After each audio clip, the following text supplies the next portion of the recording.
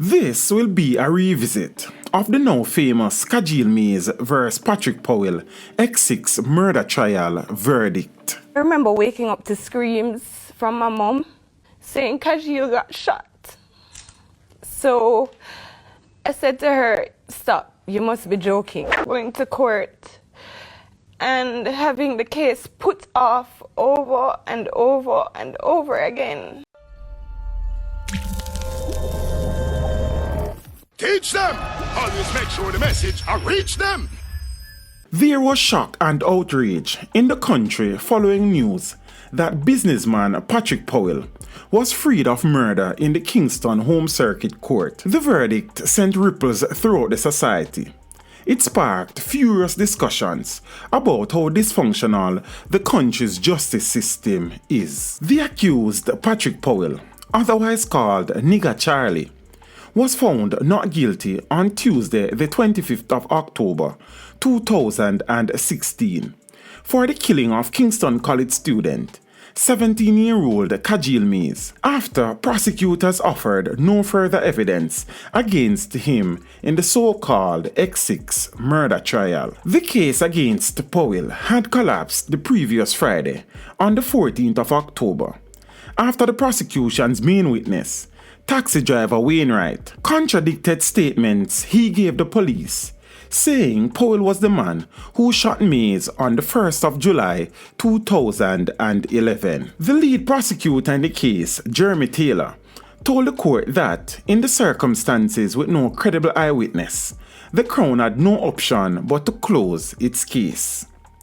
Mr. Taylor explained that there were 16 to 28 witnesses left to be called to give testimony. However, he noted that none of the remaining witnesses would have been able to address the issue of whether Powell was on the scene of the crime or whether it was in fact Powell who had fired the fatal bullet which claimed the life of Khajeel Mais.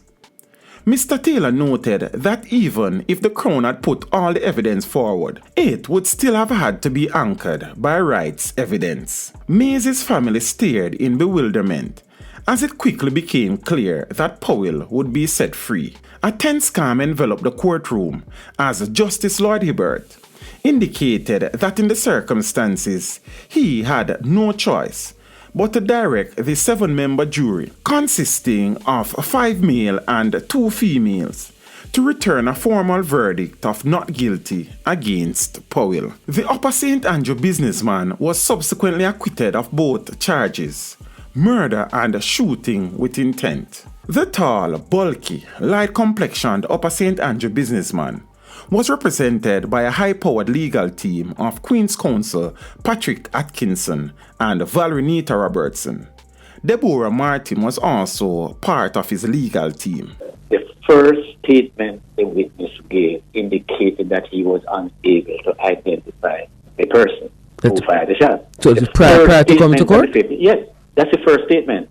Then, some days later, he's alleged to have changed that statement and said something different and said no, he didn't do that because he was afraid, but no, that he wants to tell what it is. Yes. So there has been this difference. So it changed back some days later, and then it comes to the trial, and essentially on the issue of identification has changed back to his first position. But exactly how did the prosecution's case collapse? The Director of Public Prosecutions, Paula Llewellyn, revealed that the only alleged eyewitness to the crime, the taxi driver Wainwright, on several occasions refused to speak with the prosecution in the lead-up to him entering the witness box. In the first statement, he indicated certain things, and in the second statement, he indicated that he would wish to now say other things in light of his conscience and his change of heart, etc. We have to deal with this sort of thing all the time. And to a certain extent, you, as a prosecutor, you hope that the witness's integrity and his value system, positive value system, will come to the fore. The prosecution was banking on its star witness to identify the accused and place him at the scene of the murder. But he became hostile during his testimony, denying statements he gave to the police on the 5th and 8th of July 2011. The prosecution has a duty to prove the case beyond a reasonable beyond a reasonable doubt in a criminal trial, and if the witness to fact in this case, Mr. Wright, does not come up to proof, then our case would fall by the wayside. And ethically, the prosecutor has to then offer no further evidence. This particular witness, Mr. Wright, was not interested in reading over his statements. And remember, there were 2 statements. So it would have been very difficult for the prosecution to know exactly what he was going to say in the witness box before he said it. And you have to be very careful in terms of how you treat a witness. Because in my 30 years experience as a prosecutor, I have seen witnesses who are not particularly warm and friendly. And they go into the witness box and they give excellent evidence. I can say that he was offered the witness protection program, and he indicated to me that all around the Mills community, he has the witness protection program there. And when a witness says that, you don't go any further. On the 13th of July 2011, the Jamaica Observer published an article with the headline, "Taximan in accident with X6 says shooter should pay penalty." During that interview, the driver said, "I don't know what he's going to say now. He must face his judgment. Him not have anything to say to this now. He must face his judgment.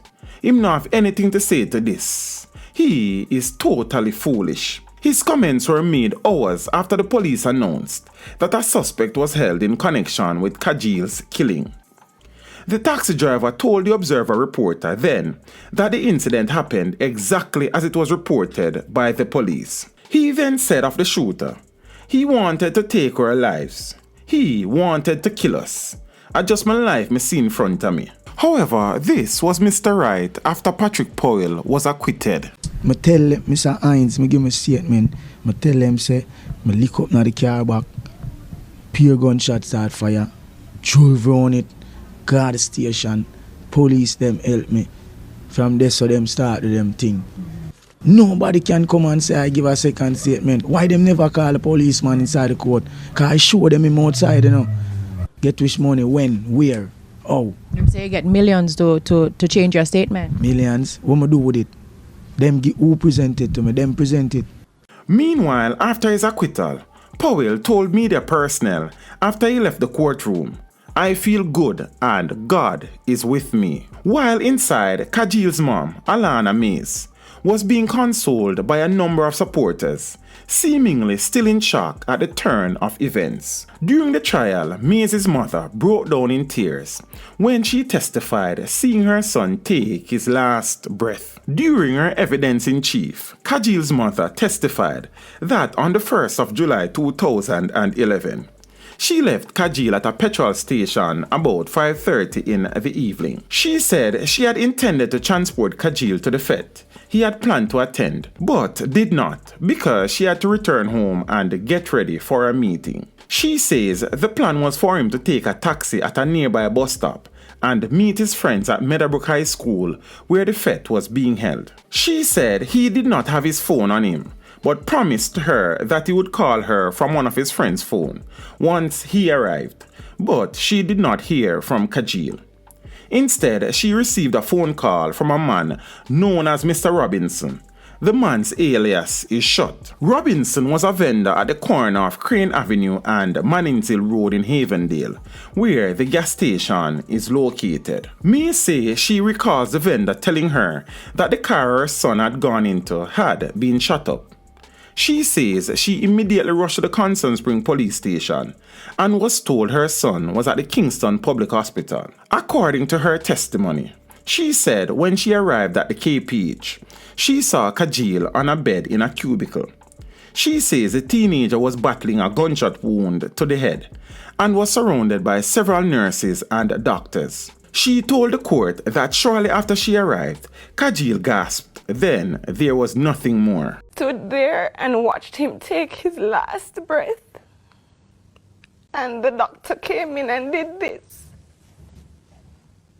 And that was just the end of it. During the trial, 2 police witnesses, Detective Sergeant Robert Robinson and Detective Corporal Jerome Williams, testified that they had visited the scene of the crime on Highland Drive and had recovered a 9mm spent shell. They also testified that the car in which Khajeel was traveling had what appeared to be gunshot holes in the rear window and in the rear license plate. Corporal Williams also testified that Khajeel had what appeared to be a gunshot wound to his shoulder and a surgical bandage around his head, while Sergeant Robinson said that he had what appeared to be a gunshot wound to his head. In respect to the taxi, a Toyota Succeed, in which Khajeel was traveling, Sergeant Robinson said that the car had a scratch mark leading from the left front door to the rear bumper and that the front bumper was damaged. Wayne Green, an auto body specialist, testified that a woman had brought a dark blue X6 for him to repair 2 days after Khajeel's death. Green said the vehicle had a dent in the bumper and he filled it out and repainted it and was paid about $15,000.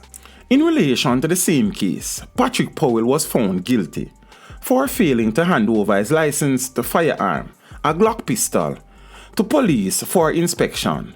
However, the weapon was never recovered. Powell's attorney, Deborah Martin, argued that her client was in custody when the police requested his gun, and he was exercising his constitutional right to remain silent. However, the prosecution dismissed that assertion, stating that the right to remain silent is only activated when someone is charged. The guilty verdict was handed down by Parish Judge Vaughn Smith in the Kingston and St. Andrew Parish Court on Tuesday, July 11, 2017. Powell did not hand over the gun despite an order from the presiding judge ahead of his sentencing. He was then sentenced on the 9th of August 2017 to 9 months in prison and was released in February of 2018 after serving only 6 months.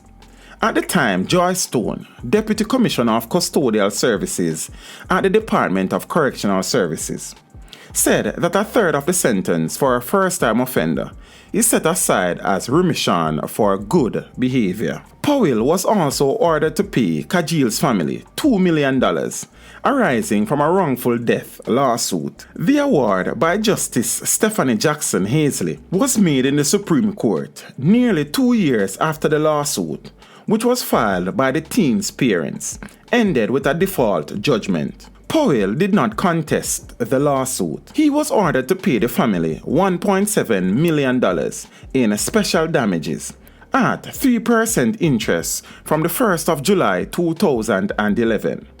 The same day Mais was killed, and $206,788 in general damages at 3% interest from February of 2016 for a loss of expectation of life, among other things. In their lawsuit, Alana and Noel Mais claimed that their 17-year-old son was lawfully traveling in a taxi when Powell stopped alongside the taxicab and negligently and without lawful cause discharged his firearm and shot the deceased, who later succumbed to his injuries.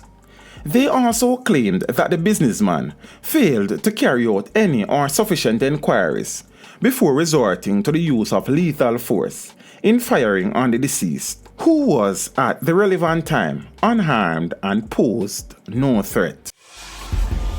Teach them! Hey, yo, hello! Send the message and make it reach them. It's teach them. Right here, Warlord representing. Thank you for watching. Please leave a comment below. Remember to like and share the video. Don't forget to subscribe for more awesome content. Follow me on social media and check out the suggested videos on screen. This is Teach saying, until next time, walk good, my friends.